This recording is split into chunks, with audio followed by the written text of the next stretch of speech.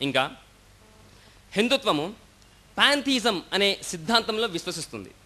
పాంథిజం అనగా అద్వైతము, అద్వైత అనగా అంతా భగవత్స్వరూపమే అని. ఈ లోకమంతా భగవత్స్వరూపమే. ముస్లింలు ఏం విశ్వసిస్తారంటే అంతా భగవంతునిదే అని. ఒకవేళ మనం ఈ భిన్నత్వాన్ని ఏకం చేయగలిగితే ఇన్షాల్లా హిందువులు మరియు ముస్లింలు ఏకమవుతారు. మనము భగవద్గీత చదివితే భగవద్గీతలో 7వ అధ్యాయము 20వ వాక్యంలో కృష్ణుడు ఏమంటున్నాడంటే కామైస్థైస్థై వృతజ్ఞాన ప్రపద్యాంతేన్య దేవత తం తం నియమాస్థాయ ప్రకృత్యా నియత స్వయ. దీని అర్థము కామైస్థైస్థై వృతజ్ఞాన అంటే విషయ కోరికలచే జ్ఞానము అపహరింపబడిన వారు ఇతర దేవతలకు శరణమునుంది తం తం నియమాస్థాయ తమ తమ నియమాలకు అనుగుణంగా తమ తమ ఇష్టాలకు అనుగుణంగా ప్రకృత్యా నియత స్వయ ఆయా పూజా విధానాలు అవలంబిస్తారు అని ఇక్కడ చెప్పబడింది. ఇంకా మనము వేదాల యొక్క అధ్యయనం చేస్తే ఋగ్వేదము 8వ మండలము 1వ సూక్తము 1వ మంత్రంలో ఏమి చెప్పబడిందంటే మాసిద్ అన్ ద్విసంసిత సఖాయో మా ఋషంసత అంటే ఓ మిత్రులారా ఆ ఒకే ఒక్క భగవంతుణ్ణి మీరు ఉపాసించండి, ప్రార్థించండి అని.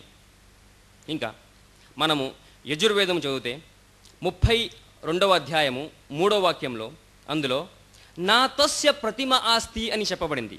అంటే ఆ దేవునికి రూపము లేదు, ఆ దేవునికి విగ్రహము లేదు అని యజుర్వేదం చెప్పింది.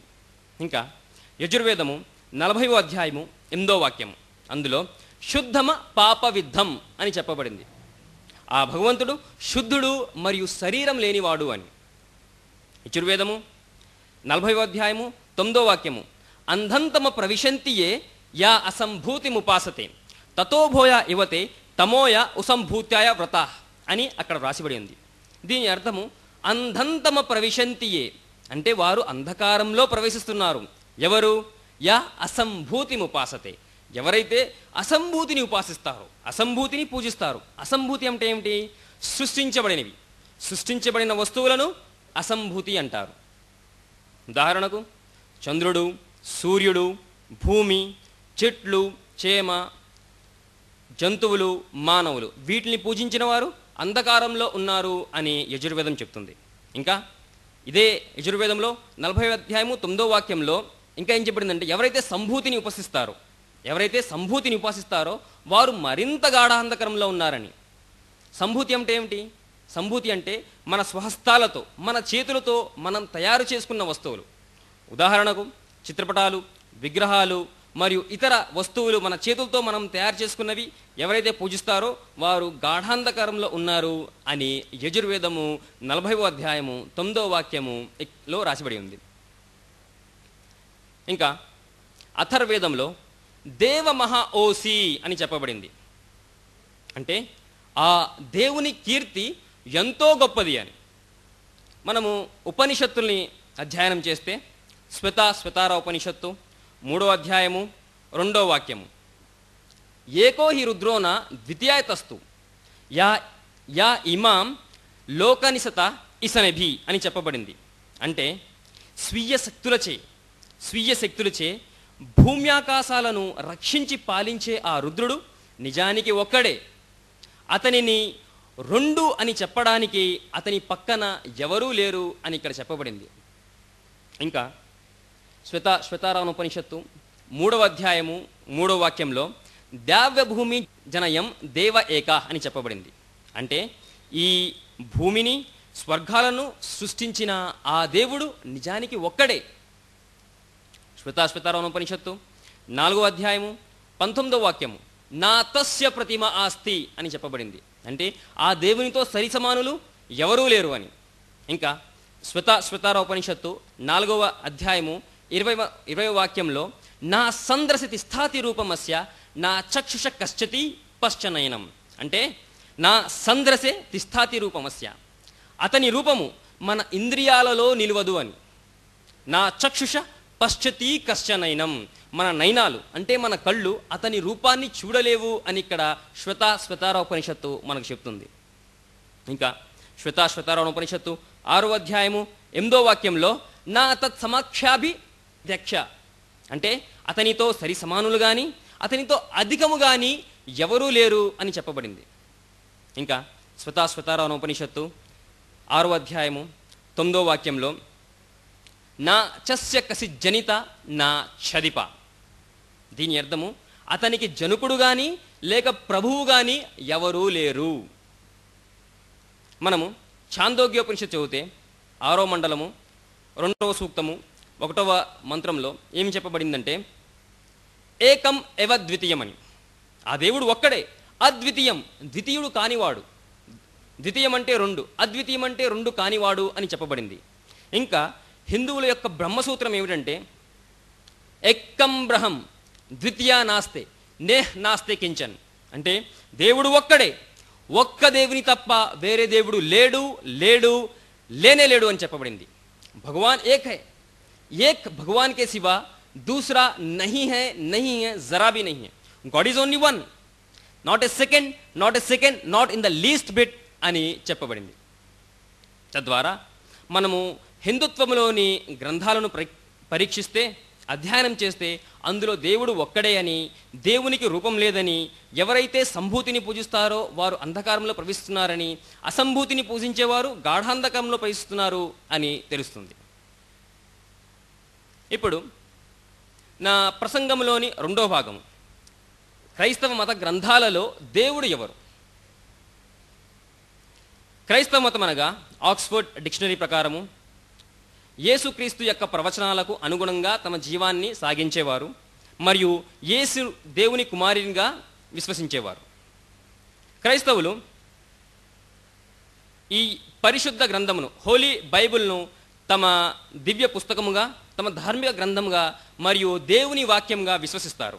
ఈ పరిశుద్ధ గ్రంథము 2 విభాగాలుగా విభజించబడింది. మొట్టమొదటిది పాత నిబంధనము, రెండవది కొత్త నిబంధనము. పాత నిబంధనము యూదులు మరియు క్రైస్తవులు ఇద్దరూ తమ పవిత్ర గ్రంథంగా భావిస్తారు, మరియు క్రైస్తవులు కొత్త నిబంధనాన్ని మరియు పాత నిబంధనాన్ని తమ ధార్మిక పుస్తకంగా, దేవుని వాక్యంగా విశ్వసిస్తారు. ముందుగా మనం పాత నిబంధనంలో దేవుడి గురించి ఏమి రాసిబడి ఉందో మనం తెలుసుకుందాం. మోషే Deuteronomy chapter number 6 verse number 4లో ఈ విధంగా ప్రకటించినాడు. షమా ఇజ్రాయిలో అద్నా ఇలా హైనో అద్నా ఎహద్. డేవిడ్ రాజుగారు నాతో ఉన్నారు, నేను ఒకవేళ ఏమైనా తప్పు చేస్తే ఆయన నన్ను సరిదిద్దుతారు. మోషే Deuteronomy chapter number 6 verse number 4లో ఏమన్నాడంటే షమా ఇజ్రాయిలో అద్నా ఇలా హైనో అద్నా ఎహద్. దీని అర్థము ఇజ్రాయిలు వినుము, మన దేవుడైన ప్రభువు అద్వితీయుడైన ప్రభువు, రెండు కానివాడు అని. ఇంకా Isaiah chapter number 43 verse number 11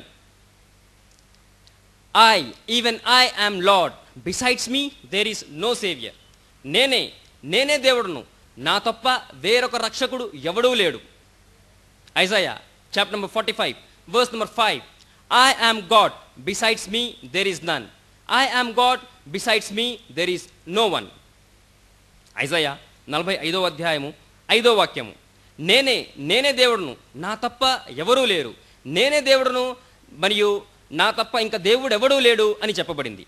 Isaiah chapter number 46 verse number 9 it says I am God, besides me there is none. I am God and there is none like me. దీని అర్థము నేనే దేవుడును, మరి దేవుడు ఎవడూ లేడు, నేనే దేవుడును మరియు నాతో సరి సమానమైన నా వంటి దేవుడు ఎవడూ లేడు అని చెప్పబడింది.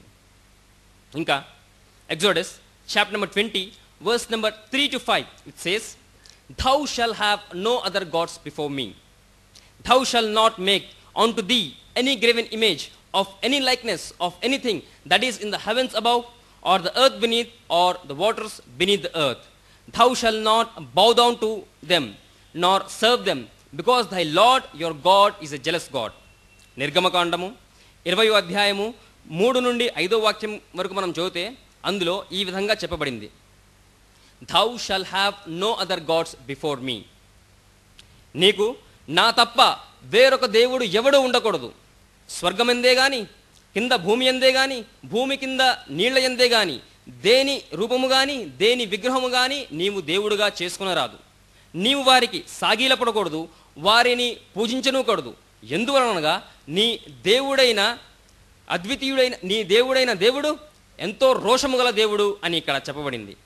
తద్వారా మనము పాత నిబంధనని అధ్యయనం చేస్తే అందులో చాలా స్పష్టంగా దేవుడు ఒక్కడే అని, మరియు దేవుడు లాంటి దేవుడు ఎవడూ లేడని, దేవునితో సమానము ఎవరూ లేరని, దేవుని విగ్రహము ఈ పైన స్వర్గంలో కానీ కింద భూమి అందే కానీ లేక భూమి కింద నీళ్లతో సమానమైన విషయంతో దేవుని రూపం చెయ్యరాదని ఎంతో స్పష్టంగా తెలుపబడింది.